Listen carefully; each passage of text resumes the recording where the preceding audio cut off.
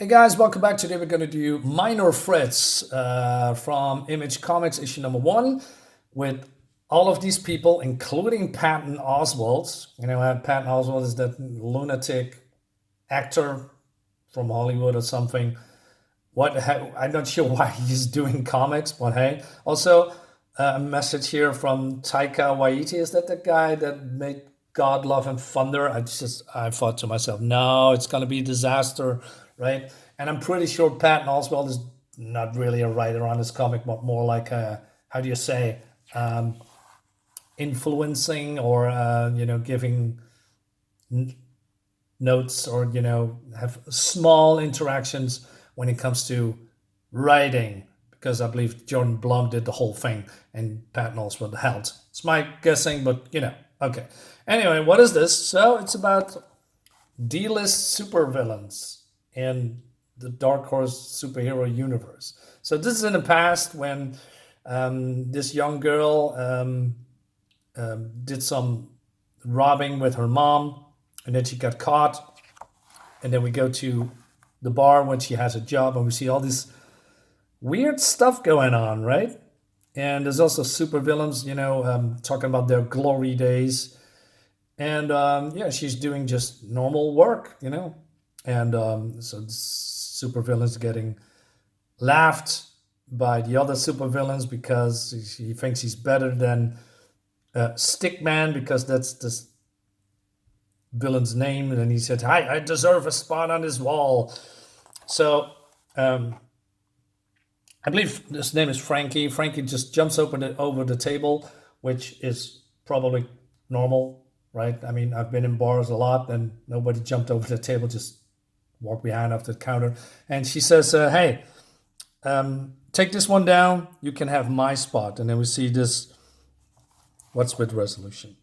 Game over for Queen, Toy Queen and Playtime. So she is Playtime and now grown up. And so he says, really? But then, hey, weren't you pinched by the cops? Was Insomniac taking a spa day? So Insomniac is a name that comes quite back a lot, and there's a reason for that. And so they are laughing at her. Ah, you've been caught by cops. Well, what kind of weakling are you? Are you really a villain, right? And then okay, but then there's this woman here, and she's calling herself Scalpel, disgraced surgeon, turned underworld mob doctor. Thinks your shit doesn't stink. What do you want? Just letting clientele know I opening my third clinic. I ask how you doing, Playtime, but those crow's feet speak volumes. But hey, start saving those tips and maybe one day I can help you with that. And she's just, frankly, just, how do you visualize it, just hurting her. And she says, well, I'm not that person anymore. And it's Frankie now. Anyway, so she wants to have some booze. And then there's some ruckus here because this old villain, he's one of the first Pigeon Pete selling bombs to the clientels and, those super villains here. So this mummy guy says, hey, I'm out of here. And he's old school, one of the first. Used to run with my mom, taught me about the code when I was a kid. That even though we were criminals, there was still honor amongst thieves. It's probably why I'm so soft on him. So yeah, this Pigeon Pete, also wants to, have a heist and relive his glory days. All the stuff. But then this is happening. So this creature comes here and he says, "Help now, or I'll kill everyone!" Right? So Frankie says, "You know the rules. Rules. I can't have him dying here. Scalpel, save him now." And she says, well, you need to make an appointment. And he's throwing this guy over the bar. And she says, okay, I will help, but I'm not responsible if anything goes wrong. And also my fee is quadrupled. And so she says, what happened?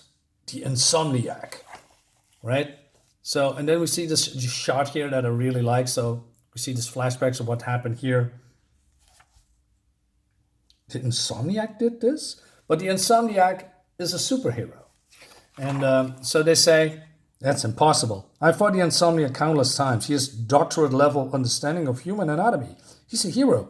Pulls his punches, nowhere to strike.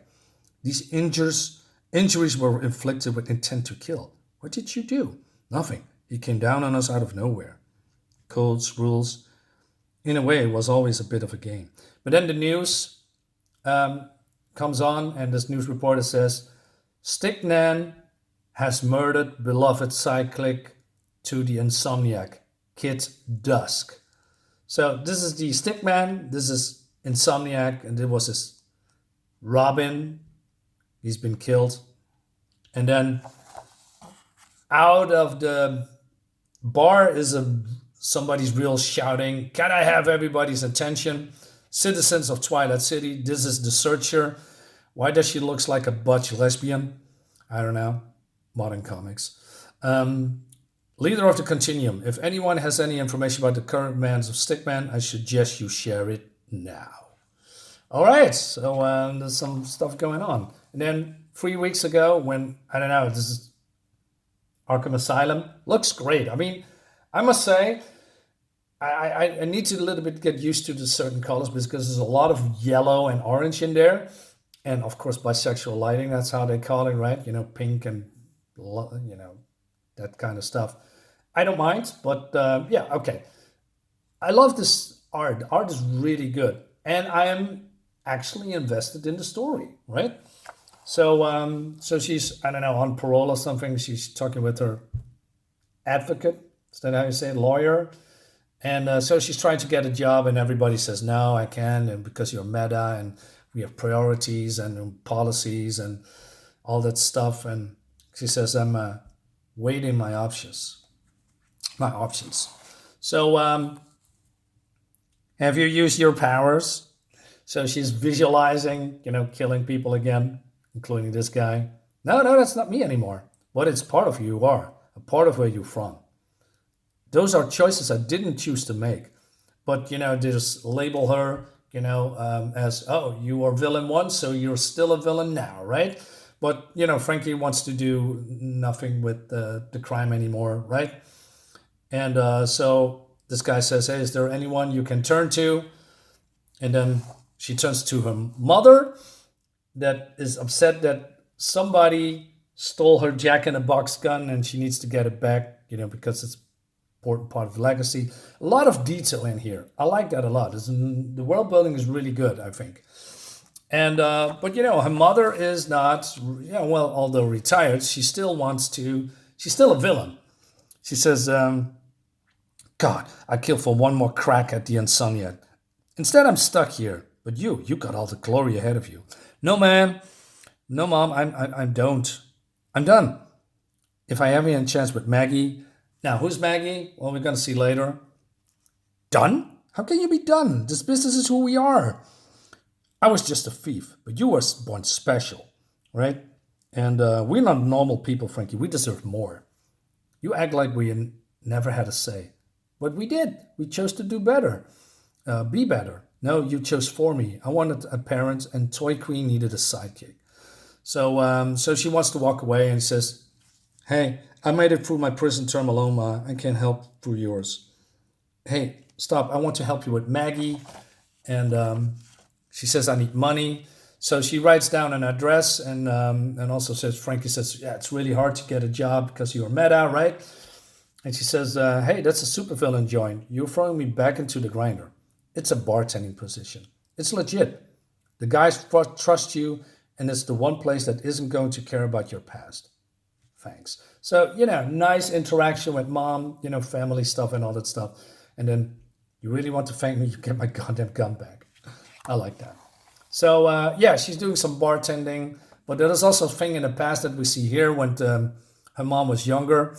And so Frankie says, I saw Stickman once. He invited a bunch of supervillains to meet and discuss teaming up. Something about pulling a crime of the century and taking on the Insomniac together.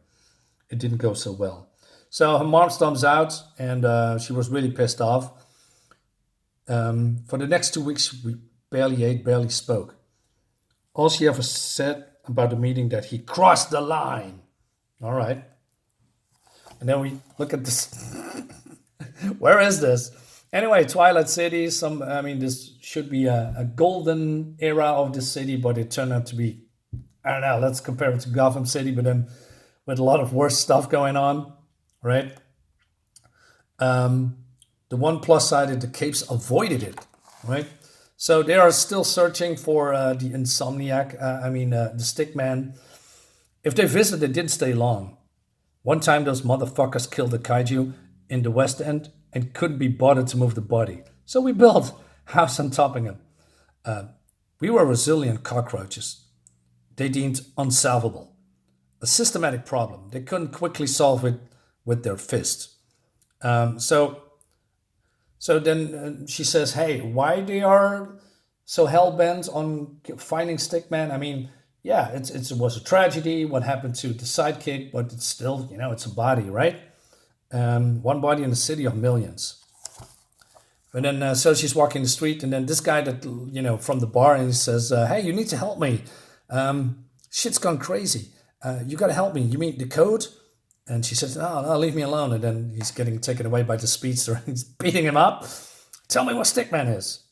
"Ma'am, this man might have information regarding the dangerous fugitive. I suggest you keep moving." "The code? She's gotta..." And then she's getting a beating of his life. Well, she just walks away.